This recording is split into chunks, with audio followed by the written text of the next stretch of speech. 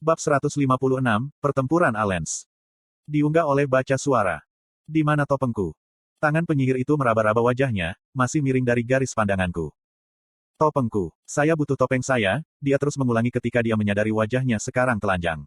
Penyihir itu merobek surai hitamnya yang acak-acakan, mencakar kuncir kudanya dan menggunakan rambutnya yang tidak terurai sebagai tirai untuk menutupi wajahnya. Dia berlutut di tanah, mengumpulkan pecahan kecil topengnya yang hancur saat dia terus bergumam. Aku menghembuskan nafas compang camping ketika aku perlahan beringsut pergi takut apa yang mungkin dia lakukan. Saya telah menggunakan Static Void dengan Rilmir diaktifkan dan sebagai gantinya, ujung pedangku sekarang hilang. Rumput rambut hitam yang sulit diatur yang menutupi wajahnya berdesir saat dia mulai menyatukan potongan-potongan yang rusak dalam upaya putus asa untuk membuatnya utuh. Tiba-tiba, dia mencengkeram tumpukan yang telah dia kumpulkan dengan putus asa, mencakar tanah bersamanya. Topengku. Dia memekik, mencengkeram pecahan sampai tangannya berdarah. Menonton partikel mana yang berkumpul untuk membentuk aura hijau suram di sekitarnya, aku tidak punya waktu untuk berpikir. Partikel ungu pudar dari aether mulai bergetar ketika aku mengaktifkan Static Void sekali lagi. Mengabaikan protes tubuhku, aku bergegas menuju untuk menyerang penyihir sebelum aura yang merusak benar-benar menyelimutinya lagi. Dengan waktu yang berhenti, saya bisa menutup celah tanpa takut dia akan bisa bereaksi kepada saya, tetapi tidak seperti usaha saya sebelumnya, saya tidak akan bisa memanfaatkan mana di atmosfer, hanya cadangan sedikit yang tersisa di saya inti. Tanaman merambat putih bergemeretak di sekitar bilah pedang saya saat saya berlari menuju penyihir. Dengan mantra yang jauh lebih lemah dari seranganku sebelumnya, rasa ragu mulai merayap di dalam diriku.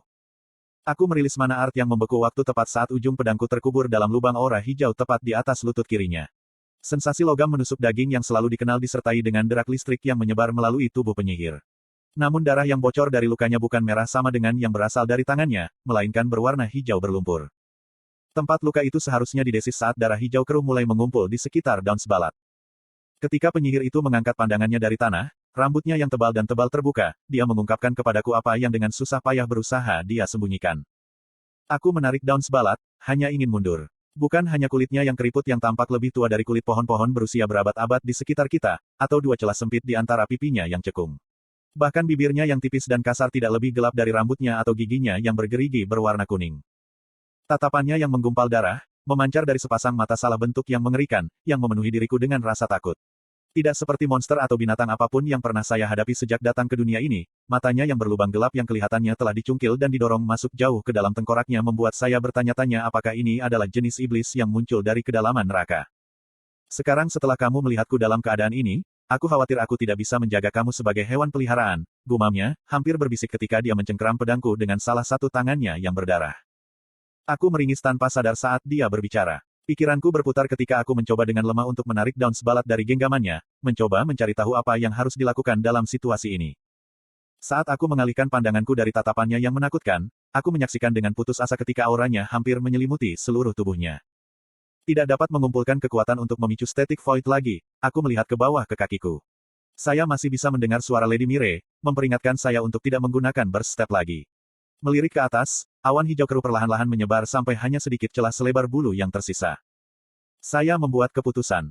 Melepaskan pedangku yang berharga, aku menghembuskan nafas yang tajam untuk menguatkan diriku karena rasa sakit yang segera datang.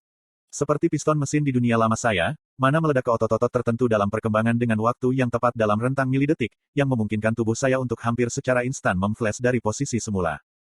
Aku menggerogoti rasa sakit yang mematikan pikiran yang terasa seperti tulang-tulang di tubuh bagian bawahku perlahan-lahan membara di dalam api, dan menusuk tanganku melalui jurang samar di auranya. Bahkan dengan tangan saya bersatu dengan Absolute Zero, efek memburuknya pertahanannya meresap ke tangan saya setelah kontak dengan kulitnya. Penyihir itu mengeluarkan geraman kesakitan saat dia mencoba menarik diri, tetapi cengkeramanku di lengan kanannya tetap kuat. Daging tangan kosongku segera menjadi merah menyakitkan karena semakin banyak lapisan daging mulai terkorosi.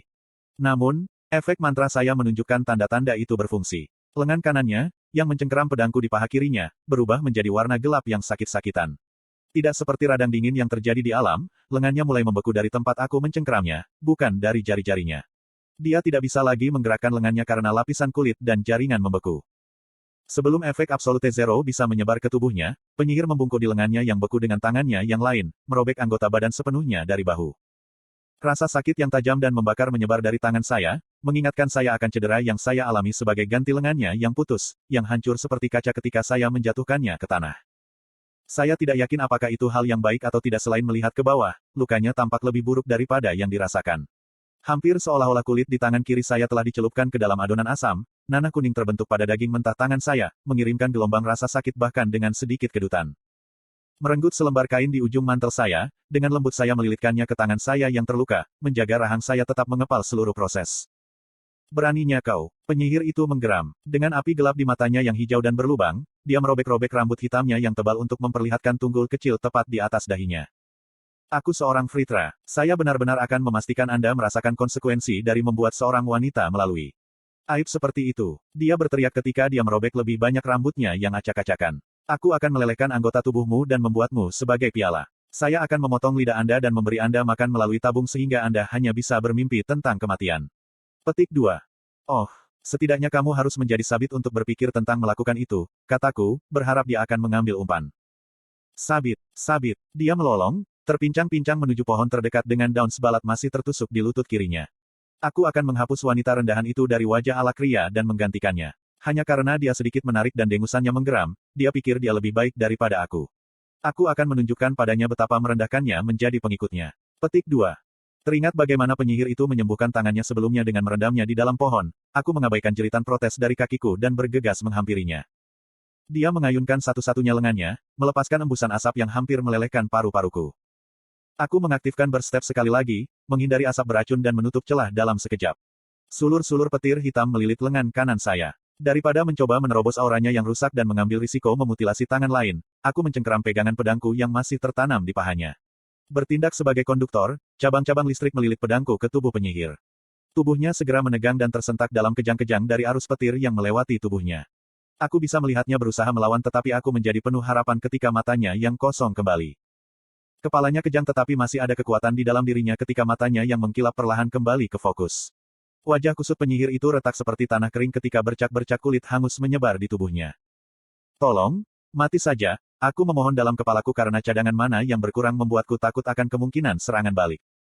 Tiba-tiba, saya kembali dari penyihir. Seolah-olah saya telah didorong oleh merek besi, rasa sakit yang membakar menjalar dari bahu saya ketika saya dikirim jatuh kembali ke tanah.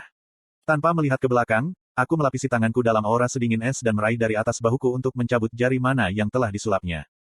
Penyihir sekali lagi mati-matian berusaha mencapai pohon di dekatnya, hanya beberapa meter jauhnya, ketika saya menyulap dinding tanah. *** Anda membaca di https://rednovelfullonline.com***. Meskipun dinding tebal mengelilinginya, dia melanjutkan dengan kiprahnya yang mengejutkan, tidak berubah. Aura hijau yang mengelilinginya, meskipun melemah karena seranganku sebelumnya, masih berhasil dengan mudah melarutkan dinding. Aku tidak punya pilihan selain mengandalkan berstep sekali lagi untuk menghentikannya menyembuhkan luka-lukanya ketika sebuah suara yang terlalu familiar terdengar di kepalaku. Arthur, Sylvie menangis ketika tubuh besarnya melemparkan bayangan di kepalaku. Waktu yang tepat, jawabku, suaraku terdengar tegang bahkan di kepalaku. Mengumpulkan sebanyak mana-mana tubuh saya akan memungkinkan tanpa menyerah pada efek keras dari serangan balik, saya menyulap semburan angin di bawah kaki penyihir. Menangkap, aku meraung ketika aku mengirim lawanku berputar-putar di udara menuju ikatanku. Sylvie segera menyelam dan meraih penyihir itu menggunakan cakarnya yang panjang. Dengan kondisi penyihir yang melemah, auranya tidak banyak berpengaruh pada ikatanku. Sisik lapis baja membuatnya terlindung cukup lama baginya untuk melambung ke langit. Mereka berdua tersesat di awan ketika Sylvie terus membawa Fritra ke atas. Dia kehilangan kesadaran, kata Sylvie, transmisi mental terdengar jauh dan teredam. Jatuhkan dia ke sini, aku transmisikan, masih di tanah. Aku akan melakukan lebih dari sekadar menjatuhkan, dia menggeram. Setelah bermeditasi hanya sedikit lebih lama untuk satu mantra terakhir, aku berjuang berdiri, kakiku yang gemetaran nyaris membuatku berdiri. Dengan tanganku yang terangkat, aku menyatukan mana untuk membentuk kepala tombak. Tanda di lengan saya berkedip dan redup tetapi masih tetap, membantu saya memanfaatkan sebanyak mungkin mana di atmosfer. Aku bisa merasakan suhu turun ketika tombak es melebar hingga seukuran pohon. Saat aku terus-menerus mengondensasi es, tombak kasar yang aku sulur menjadi tombak besar yang cukup besar untuk dipegang oleh Titan. Tombak itu terus berubah, semakin menyempurnakan dirinya saat aku mengembun dan membentuknya dengan mana di sekitarnya. Merasakan kaki saya menyerah, saya segera mengangkat tanah di sekitar saya untuk menopang kaki saya, menanam saya ke tanah dalam belat tanah. Terkompresi dan dipertajam sehingga mantra yang dulunya seukuran pohon sekarang hanya beberapa kaki lebih panjang dari saya, tombak es, masih menggantung di udara, berkilau seperti langit selama aurora konstelate yang terjadi setiap dekade. Rasa logam memenuhi mulut saya ketika darah mengalir di daguku, tubuh saya memperingatkan saya tentang keadaan celaka yang saya alami. Beberapa saat kemudian, saya melihat penyihir itu. Fritra yang dulunya perkasa yang tampaknya hampir tak tersentuh meluncur turun seperti pecahan meteor. Sylvie pasti telah melemparnya ke bawah dengan kecepatan dia jatuh ke arahku, hanya perlu beberapa tarikan napas baginya untuk cukup dekat untuk menghitung di mana dia akan mendarat. Tubuh Fritra yang hancur jatuh ke ujung tombakku, dan seketika, tubuhku tersentak dari kekuatan. Aku bisa merasakan penyangga yang kusulap dari tanah menyerah ketika tombak mengubur dirinya ke dalam tubuh penyihir. Dengan sisa kekuatan yang tersisa di kakiku, aku berhasil melompat keluar sebelum aku terperangkap dalam benturan keras dampak Fritra dengan tombakku. Ledakan batu dan pohon-pohon pecah menghujani punggungku saat ledakan menggelegar bergema di seluruh hutan dan mengguncang setiap pohon di sekitarnya. Aku jatuh pingsan ketika aku jatuh ke tanah, tubuhku meliuk-liuk melewati batang-batang dan cabang-cabang tua dan apapun yang ada di tanah hutan sebelum batang pohon besar akhirnya menghentikanku. Tunggu, Papa, Sylvie berteriak. Saya pikir, ada di bawah Anda, untuk memanggil saya, Papa, saya membiarkan, kesadaran saya goyah. Dia tetap diam, aku hanya bisa merasakan emosi yang merajalela keluar dari dirinya, keputusasaan, rasa bersalah, kemarahan, kesedihan. Dengan persepsi saya tentang waktu yang tidak dapat diandalkan, saya tidak tahu berapa lama yang dibutuhkan Sylvie untuk sampai ke sini, tetapi moncong hitamnya yang besar melayang di atas saya pada saat saya menyadari bahwa dia ada di sisiku. Mata kuningnya yang transparan dipenuhi dengan air mata saat dia perlahan membuka rahangnya. Ikatan saya menghembuskan napas lembut, tetapi bukannya udara, kabut ungu berkilau menyelimutiku. Hiruk-pikuk rasa sakit yang saya miliki atas seluruh tubuh saya segera tumpul ketika kabut yang meresap-meresap ke dalam diri saya. Vivum, gumamku lemah. Jangan bicara, tegurnya sambil terus menyembuhkanku. Sama seperti nenekmu, aku berhasil tersenyum lemah. Untuk naga yang tampak menyeramkan, kekuatanmu ternyata agak jinak. Perasaan geli yang samar-samar muncul dalam ikatan saya pada komentar saya, jika Anda memiliki energi untuk humor yang lemah, saya yakin Anda akan baik-baik saja. Tentu saja, kamu pikir aku ini siapa? Anak yang gegabah dan idiot yang tidak memiliki rasa menjaga diri, gerutunya sambil menutup rahangnya. Aku sudah memperingatkanmu tentang musuh yang datang kepadamu, namun kamu masih memutuskan bahwa perlu untuk melawannya sendiri. Membiarkan batuk yang tegang, aku dengan lembut membelai moncong ikatanku. Maafkan saya, setidaknya sudah berakhir, bukan? Lihat sendiri, kata Sylvie keras-keras, nada suara lembut dalam suaranya menenangkan setelah mendengar begitu banyak jeritan penyihir. Aku menyandarkan diriku di pangkal pohon tempatku bertabrakan dengan menggunakan siku saat ikatanku bergerak ke samping. Kurang dari 50 kaki jauhnya adalah kawah seukuran rumah dengan lapisan debu tipis masih terlihat.